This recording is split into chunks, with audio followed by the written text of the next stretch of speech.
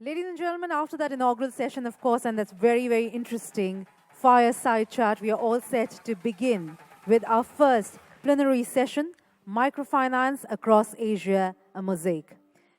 Ladies and gentlemen, all set to begin now with the session. May I request our session moderator, Professor Alok Misra, Professor Public Policy and Governance Area, Management Development Institute, India, to kindly join us on stage. Let's have a round of applause for sir, please.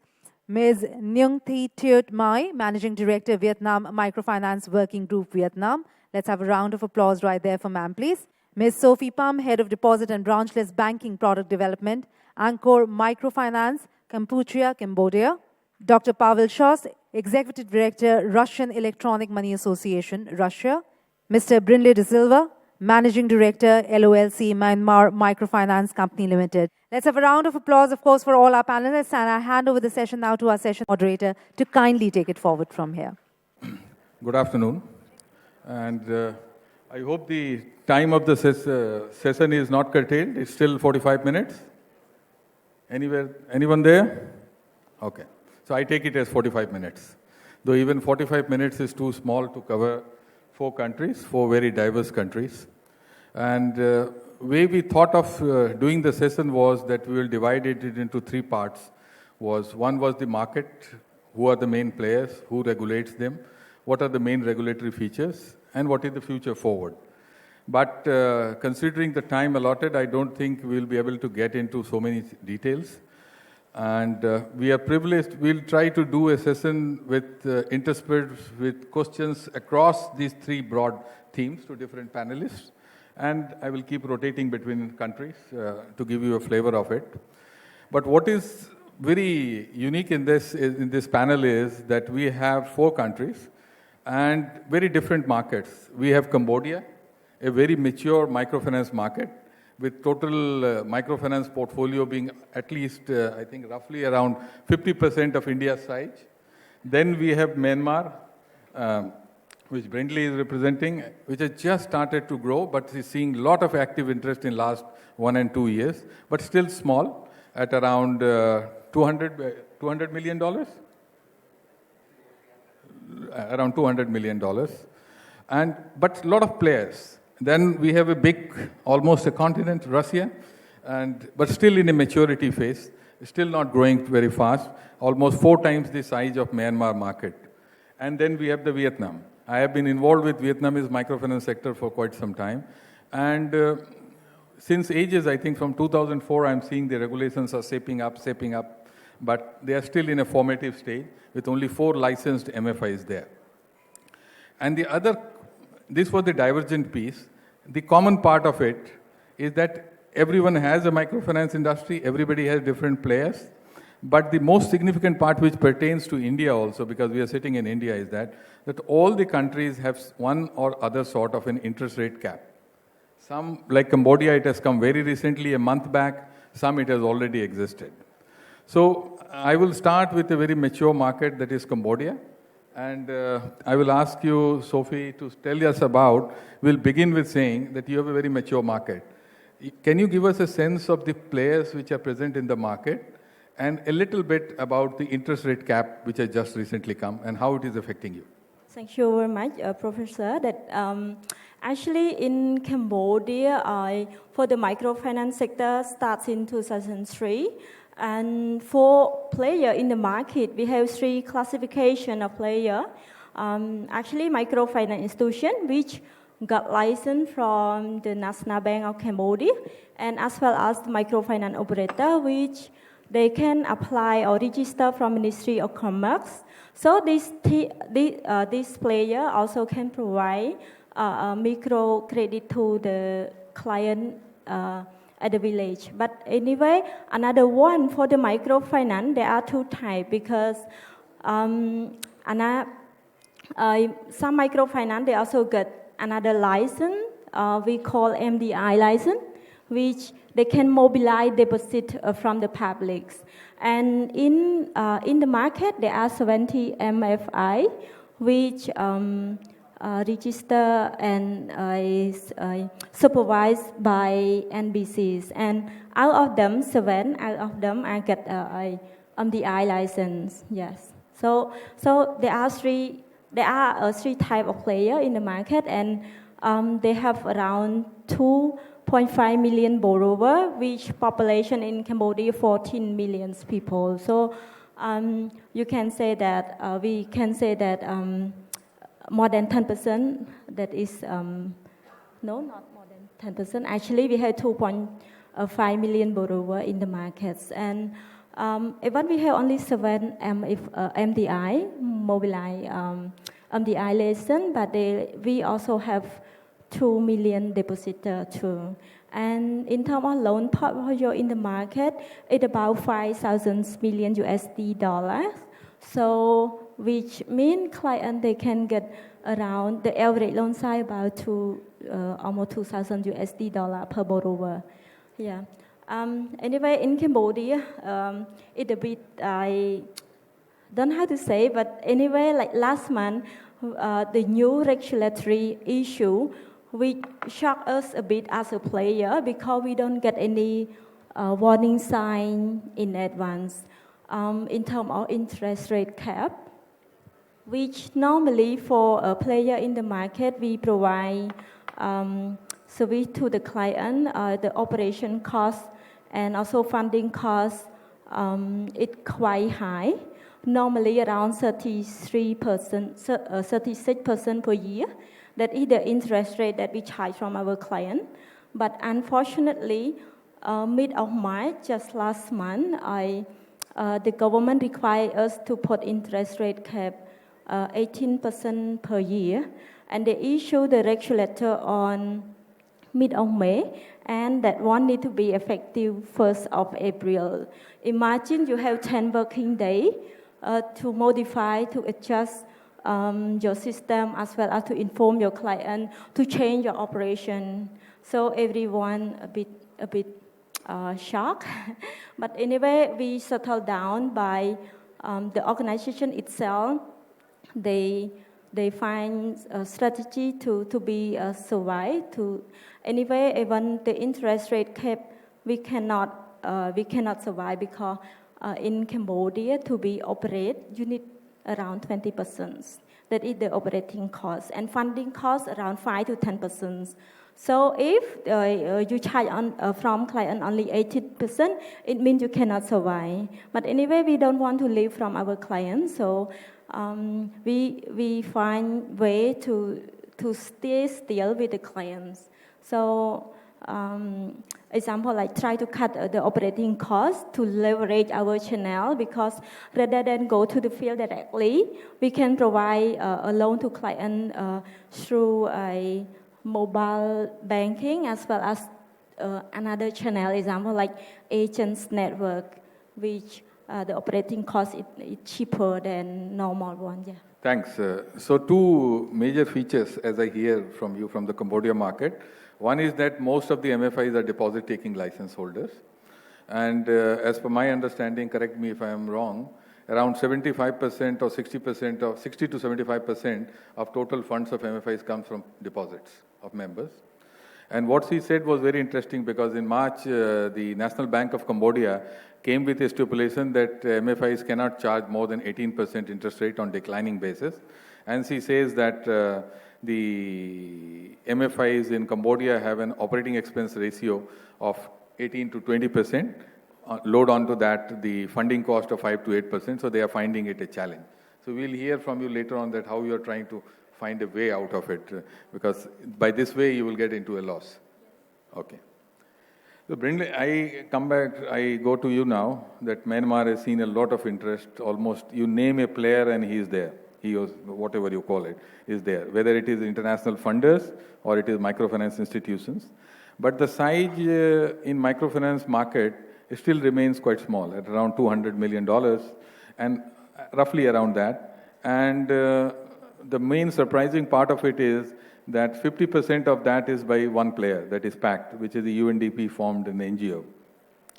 So, and what I saw from my experiences in Myanmar, the other very interesting feature is, was all the countries represented here have regulation being in microfinance sector being overseen by the central bank. In your case, the regulatory aspect of microfinance is with Ministry of Finance. So can you touch upon that what are the differences, why this change, and is there any positive or negatives to it? The regulation being done by Ministry of Finance in place of central bank. I can only tell you my experience in dealing with the regulator, and I must say it's very refreshing. They engage with the industry before any regulation is brought up. There's a lot of discussion, feedback, and that bodes well for the future of the industry in Myanmar. As to whether the difference is due to the difference whether it's a central bank or the Minister of Finance, I cannot comment on that. So basically that's... Comment on that No. and get into trouble later on. It could be the individuals, it could Okay. be the Okay. industry, but it is a very refreshing because I've worked in 2 other jurisdictions in Sri Lanka and Cambodia, and it has not been the case. Okay. So maybe you can talk about the type of players in the market and the dominant products in the market. Yes. Basically, PACT, which started as a UNDP project in the 1970s, has about 50% of the microfinance market in Myanmar.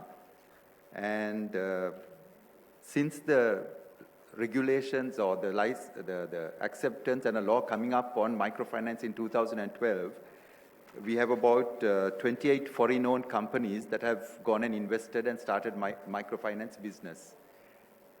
The level of growth has been slow because of the delays in getting approvals for the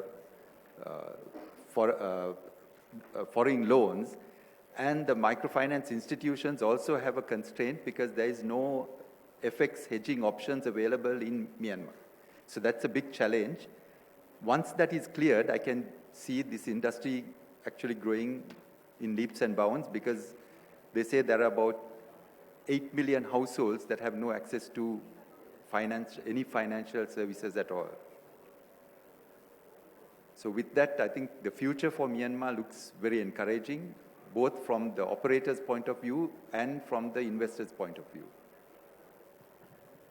What is the dominant product which is being offered by the MFIs? The product is the group loan still, because the law doesn't permit microfinance institutions to take any form of collateral in Myanmar. So group loan has been the basis of the initial business that we have started with. And now we can see individual loans coming into the market simply because there have been individuals who have grown faster than their groups. So the market is catering to them, and all this is without any collateral at all. So that's another unique feature because the law doesn't permit us to take any collateral other than personal guarantees. Okay. So group loan remains the primary business. loan. And what is the average loan size? It varies, but I would say between $150 to $250, but it vary from organization. Okay. If you take the market, the portfolio is about in October, the industry portfolio was about $310 million with about 1.2 million or close to 2 million borrowers. 2 million borrowers? Yes. Okay. And the landscape, we leave PACT aside because that is the major player, UNDP promoted NGO. But in the remaining 50%, most of the new generation MFIs are foreign-owned companies? Yes, there are about 102 locally owned companies who have been in the business, who formalize themselves with the regulations coming in.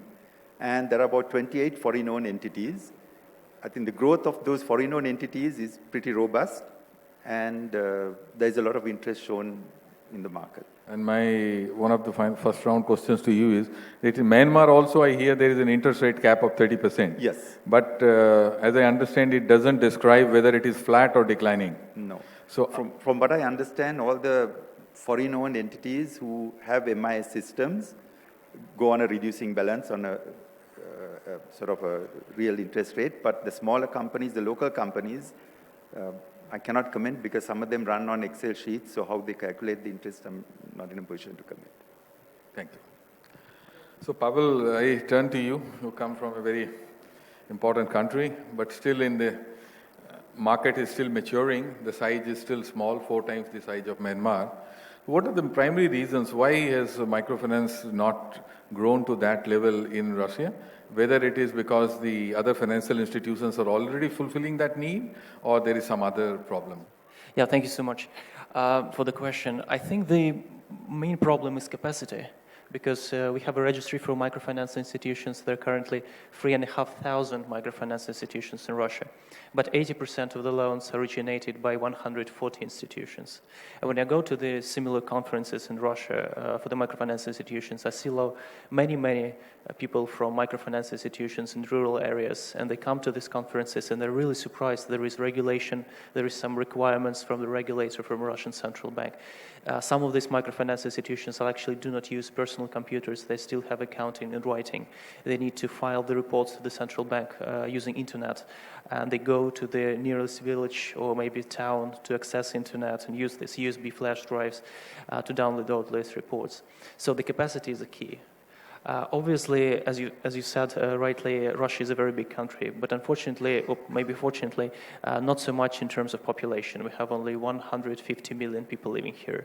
So the big problem is rural areas, remote areas, and obviously these microfinance institutions, because they can be established much easier than traditional banks, are playing very important role as financial service providers, not only in terms of loans, but also in terms of being agents of traditional banks in these rural, remote areas.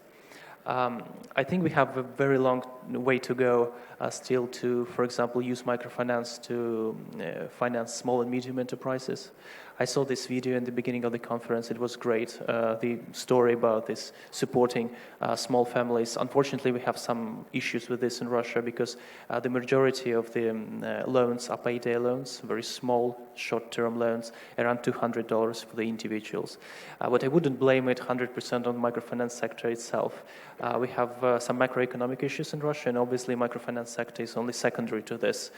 You cannot originate loan to the businesses when the economy is turbulent now. And secondly, I hear stories that individuals sometimes take loans as individuals, as physical persons, and use them to invest in their own businesses for so many reasons. Maybe it is social practice, sometimes they want to keep under the radar here, etc., etc. So the statistics may be a little bit better, but we have still way to go. So answering to your question in very short terms, the first idea is capacity. We need lots and lots more capacity, events like this, and we have lots of conferences. We have self-regulatory organizations. You are legally bound to be a member of self-regulatory organization in Russia, to be a microfinance institution. And obviously they do a tremendous job in educating these people. Hopefully this will change to the better. Thanks. You said there are roughly around 3,200 microfinance institutions, and of that only 110 or odd are more active, major players. Is that correct? Yeah, that is correct. And among those 140, some of them are actually owned by banks. Talking about the sources of funds, they always have access to easy finance, cheap money, etc. So basically, most of them are this or that affiliated with the large traditional banks to somehow reach to the population in rural areas and originate maybe more expensive loans they would traditionally disperse through the offices. And there is a very interesting interest rate stipulation in Russia, which I have not been able to understand. Maybe you can explain it. Yeah, well, interest rates are very, very high, and I think that they would surprise the Indian audience here, so please don't have heart attacks in the audience. Probably the medium rate is 500% for the payday loan. It's a lot. 500. And 500, yeah, and we do understand that. I hope no one leaves the audience because of this. But in 2015, we introduced the cap on the interest rates. You cannot charge more than 30% over the medium rate. Now the medium rates are published by the central bank every quarter. Well, this medium rate is very, very dependent on the macroeconomic situation and the issue. So you were saying that the market was at around 500% rate of interest? Yeah. Yep. And now the central bank has stipulated that you can charge 30% over the medium rate. Yeah. And what is that medium rate? Medium rate is 500% a year. Yeah, I do understand. And that really, that really hurts my heart to say that. And it's not that I say that microfinancing with 500% is a good thing. Unfortunately not.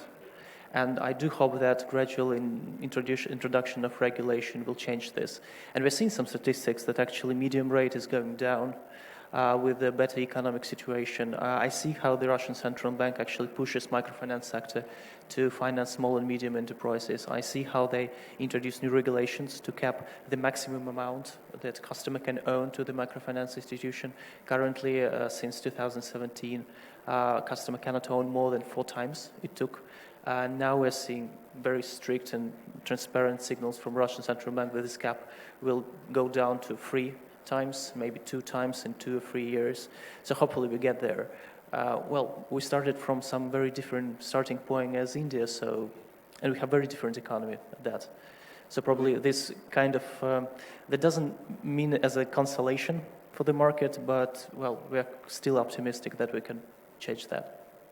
Would you say that charging such a high interest rate, because I doubt any economic activity can be so productive to repay 500%. Is that a constraint in growth of the market? Has that been also a constraint?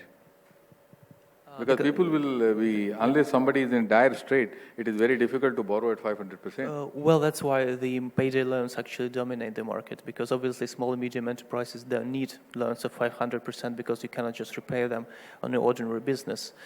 Yes, that's a problem, that's a constraint. I see the state actually financing microfinance institutions that aimed at small and medium enterprises, and hopefully the interest rates there are much, much lower. But on the other hand, well, let's be frank, most of the small and medium enterprises and many individual customers are not repaying back. And we do not have, unfortunately, this infrastructure that would allow us to get this money back. And many microfinance institutions, unfortunately, face this situation when you give some money, person does not pay back, and you cannot do legally anything to that. So it's infrastructure thing as well, capacity from the state side as well. And much of the market in Russia, as I believe, as you were telling, is dominated by payday loans, which you call it. These are short-term loans and generally given to a salaried employee. Can you explain a bit about the payday loans? Yeah, well, payday loans is a bit different than in the United States, for example, because in the United States they give payday loans, as far as I understand, for people to repay them on the day of their salary. In Russia, it's not the same. Payday loans actually means that it is very short-term, very small loan. It doesn't depend on when do you have your salary. We call it payday loan because usually people take this loan out for maybe a week or 2, 3 weeks just to survive before they get the salary back. So obviously we are trying to change the perception. And I think this is a very psychological thing. I don't want to take lots of your time, but I think this very psychological thing when microfinance institution went to the market and it's very difficult to get loan from the bank. What customers thought about this? They thought this is easy money. You just go, you show your ID and you get money, cash. That's just as simple as that. Many of them didn't think that they need to repay this because they don't have any experience with this. During the Soviet Union, you don't have any credit loans. So basically, this is financial literacy as well thing. Now we're changing the perception, and somehow microfinance institutions are also positioning them as financial institutions, not just a source of easy money here. Thanks. I'll come back to you. So may I turn to you now? A country perennially in progress in laws in microfinance since last 10 years. So what is the status of the industry now? Are there, I believe there are 2-3 licensed players, there are other informal players. Can you tell us about it? Yeah, so thank you for having me an opportunity to help the Indian friends to recall back the situation in microfinance in the past. Because in Vietnam, the microfinance sector is very young to compare with our country. So in 2005, the first regulation is also mentioned in microfinance that nowadays we have only 4 licensed MFI. But there are many non-licensed supported by the INGO, and then who they hand over to the mass organization, including the Women's Union. We have a big system of the Women's Union or mass organization who are very focused on the social mission. That's why some responsible on social is very well, but the financial sustainable is still a big question in our country with the MFIs. So there are 2 different kinds of the service providers in Vietnam. Recently, we have VBSP, this is the Vietnam Association policy bank. They are more focused on the government program with the subsidized interest rate because of it is also following to the lending program with the fund from the government. We have a people credit fund who are also provide the small loan, but to the middle income enterprise and small and very micro enterprise. And we have licensed FFI. Recently, we have 4 licensed FFI with different model of the governance. The first is the audit by the mass organization. It is government union at center level. So it is a very heavy social activity and mission. And the second is also partnership between the different social fund. We have social fund, but it is still owned and driven by the women's union at the different areas. The third one is the corporate by the private sector and the social fund. So this is the very, positive for the finance sustainable and the more sense in the business development on microfinance. That is following to the credit law. That is supervised and licensed by the State Bank of Vietnam. The difference of the licensed and the non-licensed MFI is they can mobilize saving, the voluntary saving, and they can borrow loan from other institutions for relending. With the non-licensed, it is not allowed to borrow loan for relending. So that's why there are many small non-licensed MFI. It is difficult to sustainable. And it's also open the opportunity for the investor or donors to partner with the non-licensed MFI to be the licensed in the future. So we also the market is very small. The size, the portfolio into the loan portfolio. Nowadays we have 9,000 billion US dollars. With the total active borrowers is 9 million borrowers. We have a capped interest rate with the same other country. With the licensed MFI, the capped interest rate is about 13% per year. So the non-licensed MFI following two different legal guidelines. So the negotiable interest rate of not over 20%. And we have a special service provider is a Vietnam Bank for the social policy. And they offer the lower interest rate. It depends on the subject of the credit loan. Between the 3.3% to about around 9% per year. So it is also, how can I say, it is an unfair competition. Sorry to say that it is. We have a guy, friends from that's this bank here, but he can share with you more. But with the client, they are always complain with the MFIs that they compare the interest rate with this bank. So that is also challenges. The products from the microfinance sector service providers, they are more focused on the credit and saving. We have some offering the insurance, micro insurance, but just pilot because of no legal framework for micro insurance. And the insurance company not very interested in this market.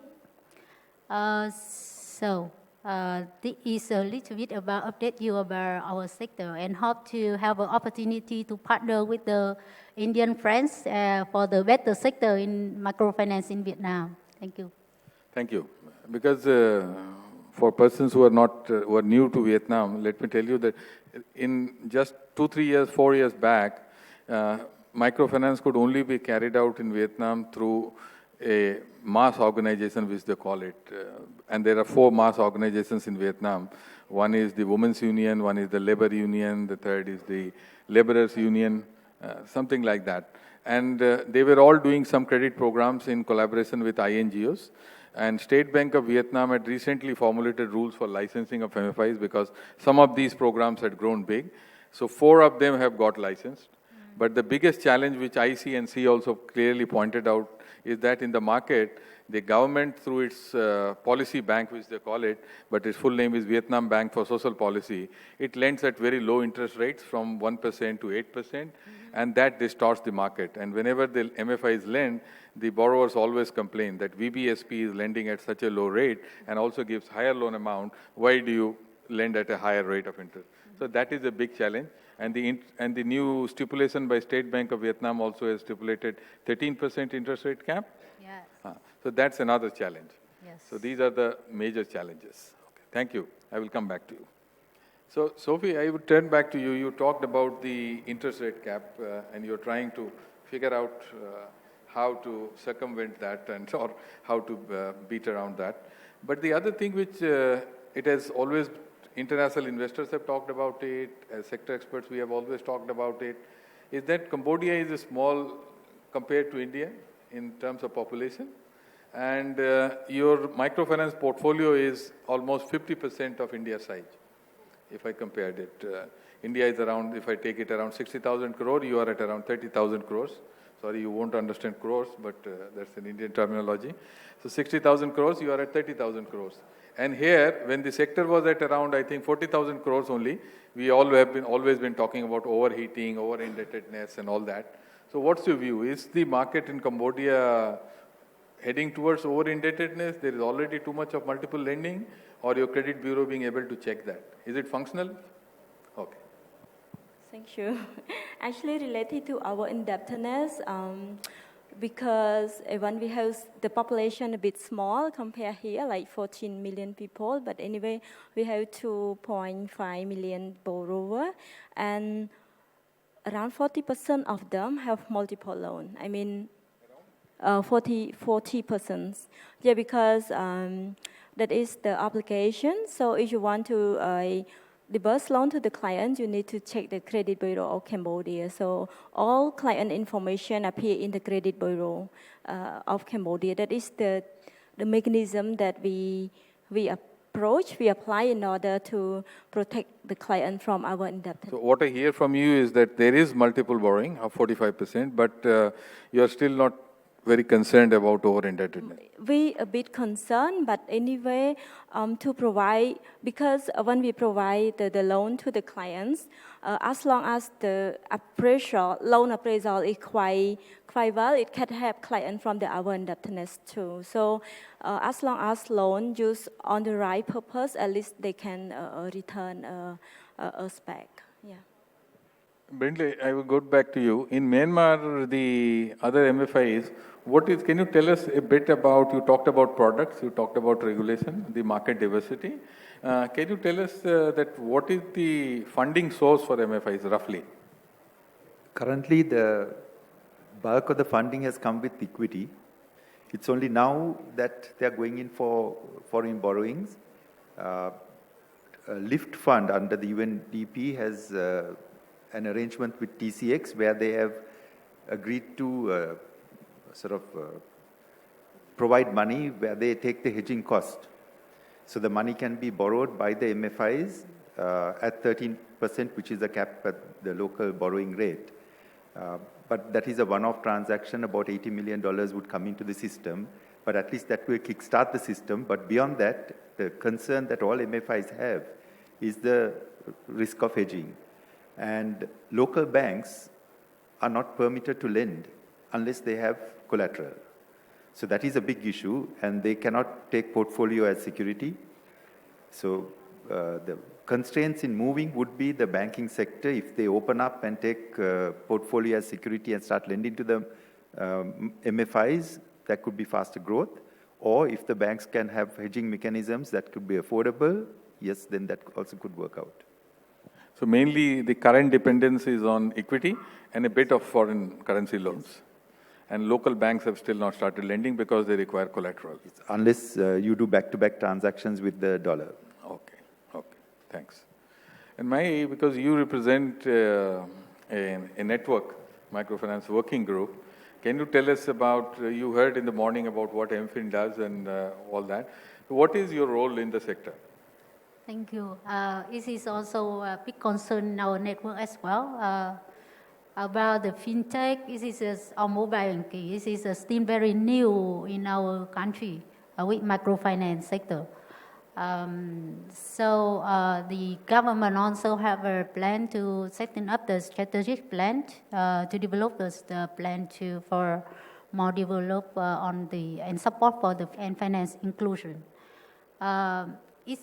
It is very, very new with the when we go to the field with MFI.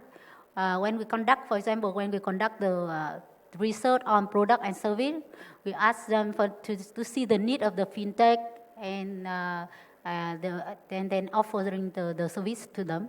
Then before we have an answer, we need to answer a lot of questions about what is a fintech, how we need to do a fintech, and so on, what is costly.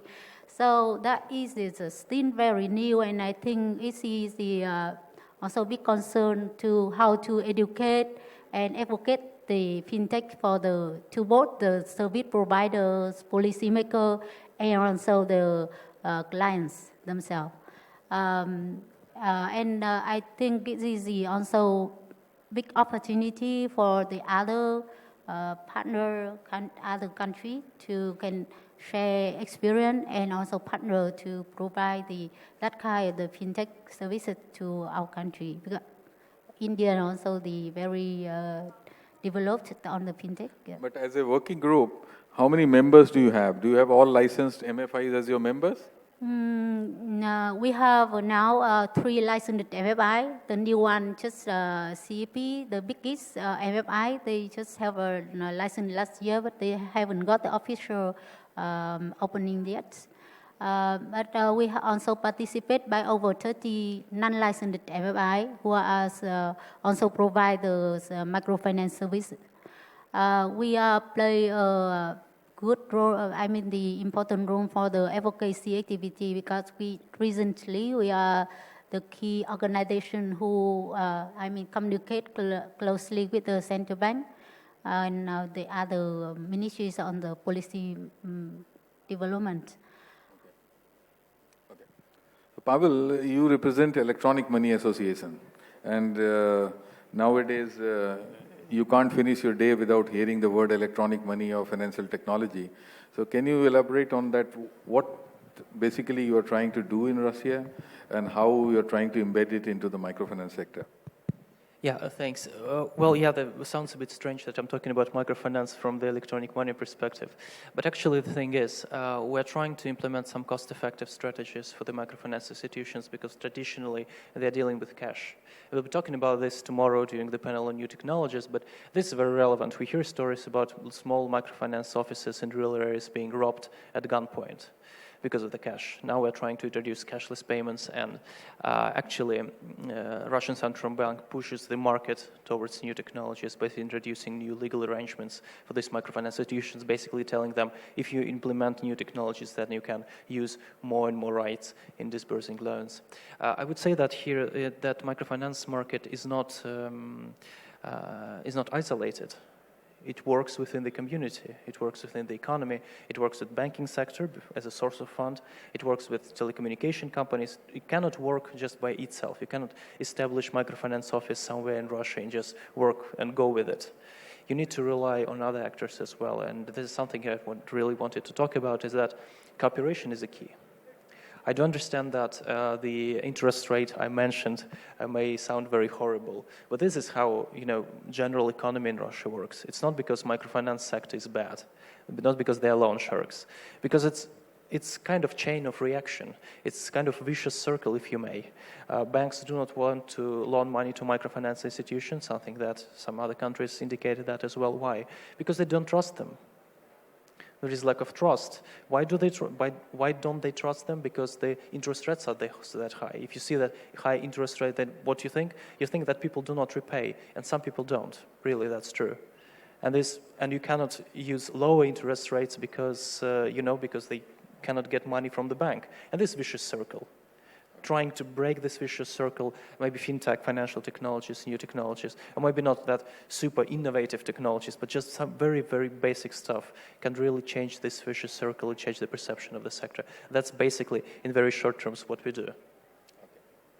So I see that the time remaining is less. So what I would like to do is, beginning with you, Brindley, I would like to see anything in the sector, very brief, one-liner maybe, what change you would like to see in the sector for the sector to grow in Myanmar?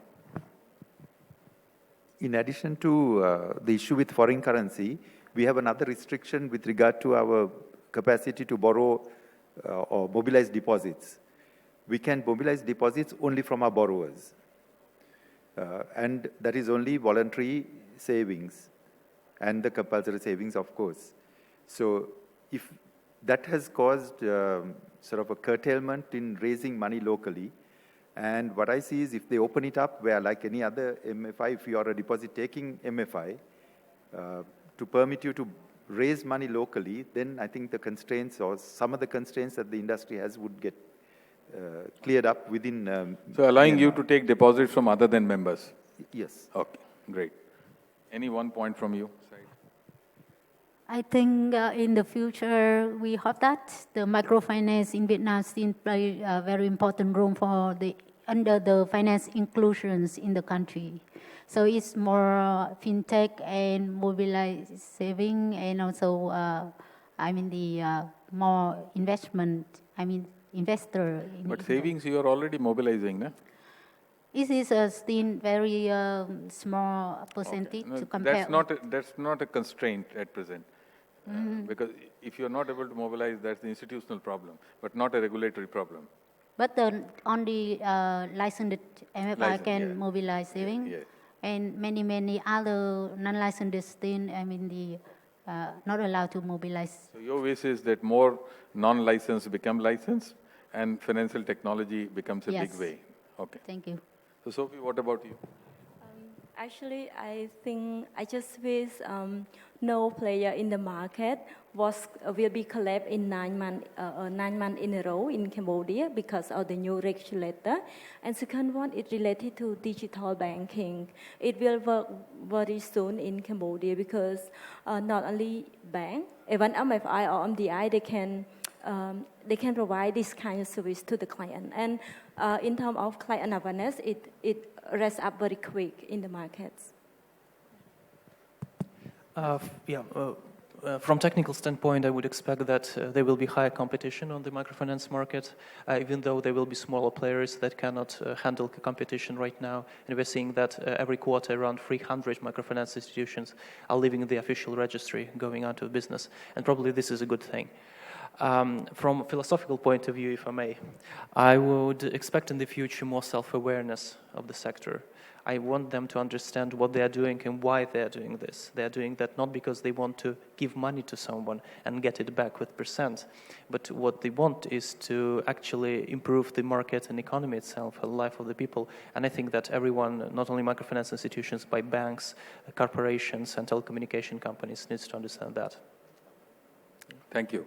So I think being conscious of the time, I open, though we have not been able to do justice to the 4 diverse markets, but I think you got some flavor of it. So if there are any questions, I think in next 5-7 minutes, we can take some questions. Any questions, please? Yes, please. And please specify whom you want to address. For the gentleman from Russia, he's telling 500%. I could not able to digest. He can just explain how 500 means, for example, they are lending 10,000 rupees, which means they have to repay 60,000 rupees. Is it so, or how it works? So Pavel, his question is that when you talked about 500%, coming from Indian policy mindset, it is very difficult for us to comprehend. It means that if I borrow $10,000, I have to pay roughly $60,000. Well, it's annual rate. Because people Yeah, it's usually, annual. yeah. Well, first of all, thank you. Well, first of all, thank you very much for the question. I knew that quoting Russian interest rates would induce questions, so that's great. This is annual rate, and usually people are taking this loan for like 2 or 3 weeks. And obviously, when you take, I don't know, $100, and you are paying $110 in 2 weeks, annual interest rate will be over the roof. Well, obviously, and this is a very technical thing because Russian central bank obviously calculates the annual rate. And when you see this and this is quite transparent, right? Because when you take out the loan, you're legally obliged to state the actual amount and interest rate annual. And people sign this information document. Obviously, in annual terms, it is very, very high. But since the loan is short term, it's maybe psychologically not that much. But I do understand your concern, and I do share your concern. So, have I answered your question? That's for him to. Thank you. Any other questions? Yeah, Anand, please. This is for Alok. I was trying to see the commonality that is coming. One is there's an interest rate cap. I think everybody is talking about that. I wanted your comments on it, in general. And the second is digital finance is somehow coming everywhere. I mean, people are bringing up. Just your thoughts on when you're seeing across Asia. See, interest rate cap, I think what in India we realize the mission drift issue, that going towards commercialization, charging higher rates of interest and all that is creeping across the continent. Russia is a continent in itself, so that's an exception. But if we see from the other side, Bangladesh has an interest rate cap. Nepal has recently, last year, introduced an interest rate cap. Cambodia is the new entrant to the market. Vietnam also has an interest rate cap. Myanmar has an interest rate cap which is in name, but generally people flout it because 30% it's not written whether it is flat or declining. I think the general perception that micro lending has to have a balanced commercial approach is that public policy is picking that very strongly. And we have to justify that. Microfinance emerged as a double bottom line industry, and you cannot be passing on your inefficiencies to the borrower for long. And that interest rate thing is come. But nowhere, based on my experience of all these countries, except Russia I have not worked, is that nowhere, even including Bangladesh, interest rate cap is monitored so effectively and closely as in India. Like even a country, we talk about Bangladesh, it is a very mature market. It has a 26 MRA, Microcredit Regulatory Authority, has prescribed an interest rate cap of 26%. But 2 months back, I was in the field and I could see most of the institutions are surpassing that, and there is no check on that. So that awareness is definitely there between governments that interest rates should be controlled, but the monitoring in India is the best, and I think the way the cap has been introduced in India is also the best. And coming to the second part of it, I think digital, yes, technological leapfrogging, everybody has done. In India, most of the MFIs are in a much advanced stage than neighboring countries. But the main feature of the technological leapfrogging which has happened is that you have tried to, automate your processes or something. That is to reduce institutional cost. But I think the next step in the digital revolution, in financial technology revolution, has to be how do you benefit the customer of it? The customer's interface has remained the same while the back end has improved. So that should be the focus of it.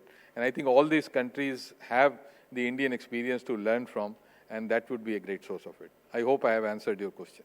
Okay. Any other question? I don't see any hands. So to end it, I would say I wish Brindley that you get permission very soon to mobilize deposits from other than your members. To I wish that you get more licensed MFIs and move towards financial technology. Sophie, I hope that you get something to move around with this harsh interest rate cap. And Pavel, I hope your microfinance market matures and you move to a more realistic interest rate cap. Thank you all so much, and thank you, audience. Thank you very much, especially to our moderator and, of course, all our panelists. We request you to stay with us for just a little bit more. May I request Ms. Sugandh Saxena, Head Advocacy and Development, MFin, to kindly present a token of appreciation to our esteemed panelists.